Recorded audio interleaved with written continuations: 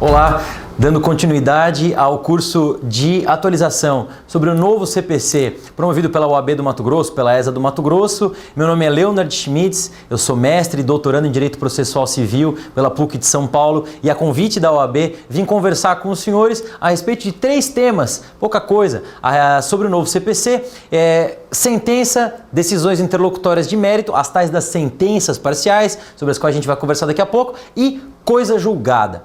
Bom, o novo CPC vem em março de 2016 com uma série de pequenas mudanças que vão afetar o dia a dia do advogado, o dia a dia do operador do direito em geral, e é bom a gente tomar cuidado com uma série de pequenos probleminhas, né? Tem detalhes muito pequenos que podem ter reflexos práticos e tem outras mudanças grandes que precisam ser atentas pelos senhores. Então, sobre esses 3 temas, a gente conversa aí nos próximos 4, 5, 6 blocos e aí a gente vai trocando uma ideia. Bom, antes de falar especificamente sobre a tal da decisão interlocutória de mérito, que é a novidade do novo CPC, uma das novidades, é bom a gente passar sobre o conceito do que é sentença. Porque sentença, o que é sentença e o que não é sentença, é um conceito que o próprio código nos dá, tá? É um conceito que depende do que descreve a lei. Vejam, o artigo 162 do Código de 73, tá? Parágrafo 1º.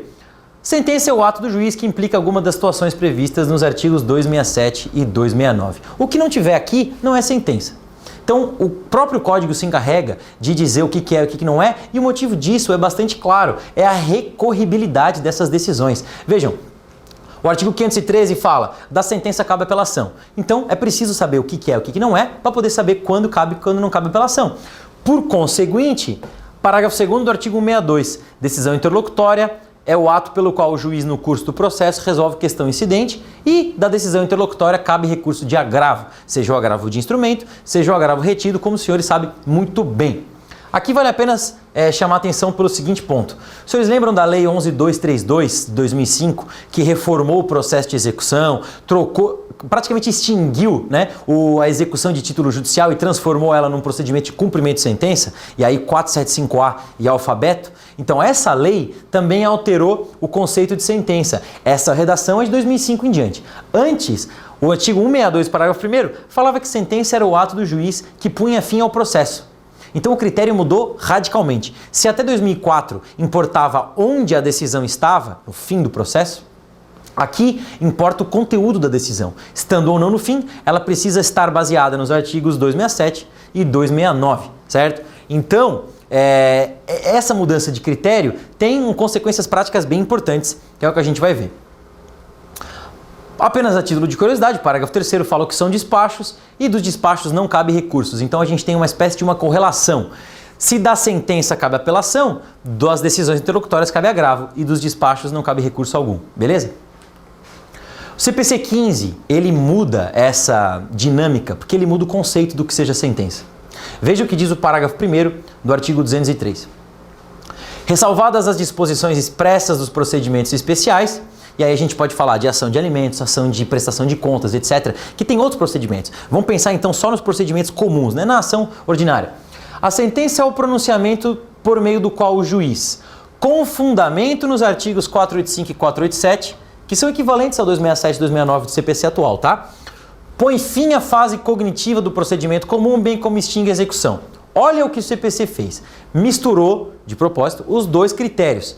Para ser sentença, todo pronunciamento precisa estar baseado nos artigos 485 e 487, ou seja, deixar de resolver o mérito ou resolver o mérito, e ao mesmo tempo por fim à fase cognitiva do procedimento. Se ela fizer só uma dessas 2 coisas, ela não é chamada de sentença. Ela pode ter conteúdo de sentença, quer dizer, resolver o mérito, mas se ela não puser fim à fase de conhecimento, ela não é sentença.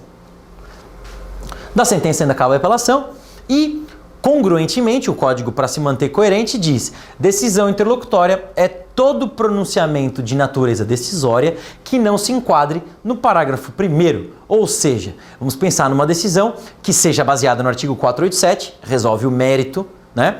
Reconhece a procedência de um dos pedidos do autor, por exemplo, porém, essa mesma decisão não extingue o prosseguimento. A gente já vai chegar lá nos exemplos. Essa decisão no CPC 15 não é chamada de sentença. Ela não se enquadra nesse parágrafo primeiro, então ela cai no parágrafo segundo. Ela é uma decisão interlocutória. Nomen iuris, né? Decisão interlocutória, mesmo ela tendo conteúdo de sentença. E o que o código nos ajuda com isso? É a recorribilidade. Cabe agravo de instrumento contra as decisões interlocutórias. Então, isto serve para a gente saber o recurso cabível, tá?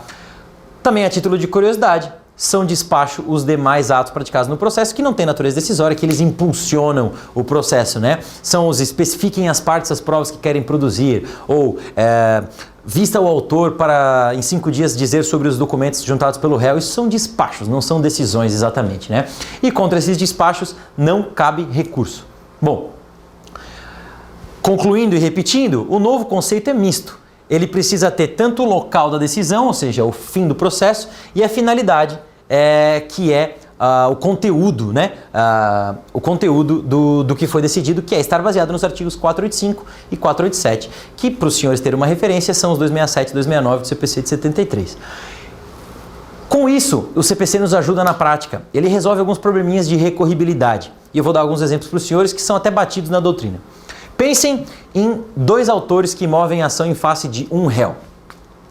E no curso do procedimento, o juiz decide que um dos 2 autores não é legítimo para constar no polo ativo. Ele não é autor legítimo dessa ação. O réu não tem nada a ver com isso, o outro autor não tem nada a ver com isso, o processo prossegue. Então ele não põe fim ao processo. Mas para aquela pessoa que saiu, acabou o processo, não é? Ele foi excluído do processo, ele precisa recorrer se ele ainda quiser fazer parte daquela relação. O processo continua e, no entanto, a decisão tem um conteúdo de sentença, porque o que a decisão disse? O autor A, digamos assim, é parte ilegítima. Ele não preenche uma das condições da ação. Ele é carente de ação. Isso está no artigo 267 do CPC. Então o conteúdo é de sentença, mas não pôs fim à fase de conhecimento. No CPC 73, se ele é baseado no artigo 267, ele é sentença e ponto final, mesmo que ele não tenha posto fim à fase de conhecimento. Então, o autor que foi excluído vai se sentir compelido a apelar dessa decisão. Não é isso? Já que é sentença, cabe apelação. No entanto, a doutrina e a jurisprudência já fixaram o entendimento que contra essa decisão cabe agravo de instrumento do litisconsorte que foi excluído, desse autor que foi jogado para fora do processo. E o que a gente faz com isso? Meio que quebra essa correlação. Se ele tem todos os requisitos de ser sentença, lá no CPC de 73, você sabe que só precisa estar baseado em 267 e 269. E, no entanto, mesmo com esse requisito, cabe agravo, fica o problema, tem um problema de recorribilidade. Por isso, o novo conceito de sentença do CPC 15 nos ajuda. Vamos ver aqui. Sentença é o pronunciamento que é baseado no 485, legitimidade ativa e põe fim à fase cognitiva. A decisão que excluiu o litisconsorte está baseado no 485? Maravilha. Excluiu, pôs fim à fase de conhecimento? Não. Então ela não é sentença, ela é decisão interlocutória. Por isso, dessa decisão cabe agravo de instrumento e a gente resolve o problema. E outro exemplo que eu poderia dar para os senhores, e aí a gente se aproxima mais do próximo tópico, são cumulação de pedidos ou parcela dos pedidos julgados. Vamos imaginar que o autor move ação em face do réu fazendo 2 pedidos, diferentes entre si. E o juiz, a certo momento, julga que um dos pedidos está prescrito e o outro continua. Ele julgou o mérito do pedido, até porque reconhecimento de prescrição se dá com base no artigo 269 do Código de 73, que virou 487, né, no novo Código. Esse artigo diz respeito à sentença, ele resolve o mérito. No entanto, o processo continua em relação ao outro pedido. É a mesma questão. Ele não preencheu ao mesmo tempo os 2 requisitos para ser sentença no novo Código. Então essa decisão que reconhece a prescrição de um dos pedidos no novo Código é uma decisão interlocutória. Portanto, dela cabe agravo de instrumento. Beleza? Esse exemplo que eu dei da prescrição é bom para a gente chegar no nosso próximo tópico, que é o julgamento parcial de mérito. Agora eu queria um pouquinho de atenção. Mérito no CPC, seja o CPC de 73, seja o CPC novo, é um conceito muito importante. E aqui ele vai ser utilizado como sinônimo de objeto litigioso, de lide e principalmente de pedidos. Mérito tem a ver com pedidos. Apenas os pedidos do autor dizem respeito ao mérito da sentença, né? E esse conjunto é chamado de lide. Eu posso fazer pedido de dano moral e cumular com pedido de dano material? Posso. Eu posso pedir para retirar meu nome do Serasa e pedir dano moral por conta da inclusão do meu nome indevidamente no Serasa? Posso. Isso significa que esses dois pedidos são o mérito. Não significa que é uma coisa só. Significa que ele é um conjunto chamado objeto litigioso, lide, mérito.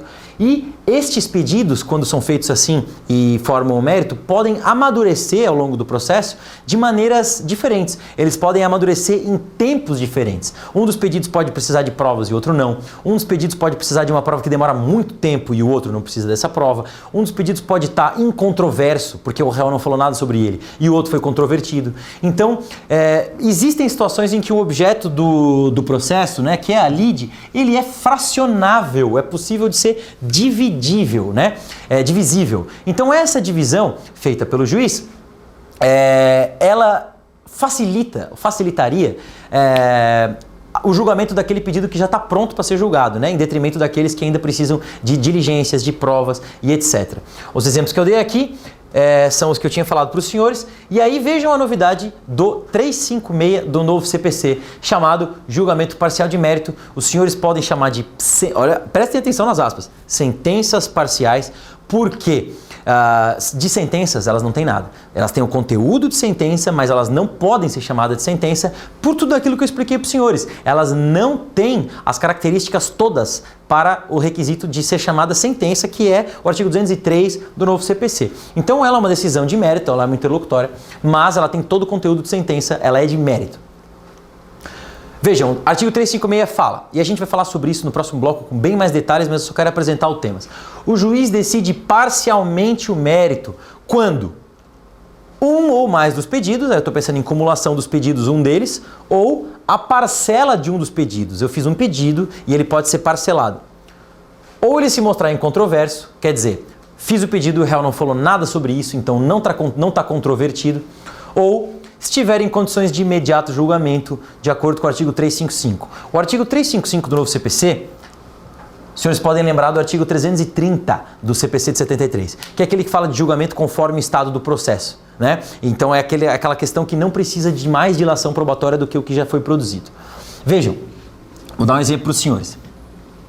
Um acidente de automóvel, A move ação em face de B, o autor move em face do réu, por conta do acidente de automóvel, fazendo dois pedidos. É um exemplo bem simples. O primeiro, danos materiais decorrentes do acidente do qual ele é culpado. O segundo, danos morais, danos estéticos, porque ele sofreu uma série de avarias, ele precisou de tratamento médico e ele ficou com sequelas visíveis, ele sofreu danos estéticos, tá certo? O réu na contestação não nega que ele é culpado. Ele diz, não, tem razão, fui eu, inclusive estava embriagado ao volante, fui eu que fui culpado pelo acidente. No entanto, estes 60 mil de danos materiais aí do automóvel, eu vou contestar, porque não foi isso tudo, os danos foram muito menores, etc, etc. Então o pedido de dano moral não foi contestado. O pedido a culpa do réu não foi contestado, ele admitiu que tem culpa. Vamos voltar para o meu exemplo aqui. Para saber se tem dano material, ele precisa admitir a culpa, nexo de causalidade, todos os requisitos da responsabilidade civil e saber qual a extensão do dano material. Para saber se tem dano estético moral, precisa saber se ele é culpado, nexo de causalidade e só, certo? A comprovação do dano estético está feita, não precisa provar mais e o réu não requereu mais provas, etc. Significa que o dano moral já pode ser julgado, dano material ainda não. E aí o juiz vai chegar no momento de sanear o processo e pedir para as partes especificarem provas. Tem mais alguma prova em relação ao dano moral? Não tem. Em relação ao dano material? Tem. O que o juiz no CPC 15 vai poder começar a fazer? Fracionar o mérito. Ao fracionar o mérito, ele julga o dano moral desde logo com uma decisão que é parcial de mérito. Ela tem todos esses aspectos de sentença, mas sentença não é, porque os senhores viram que não é. E o processo continua em relação aos danos materiais, tá bom? Vejam quanto a isso o que o parágrafo 1º fala. A decisão que julgar parcialmente o mérito, ela pode reconhecer a existência de uma obrigação líquida ou ilíquida.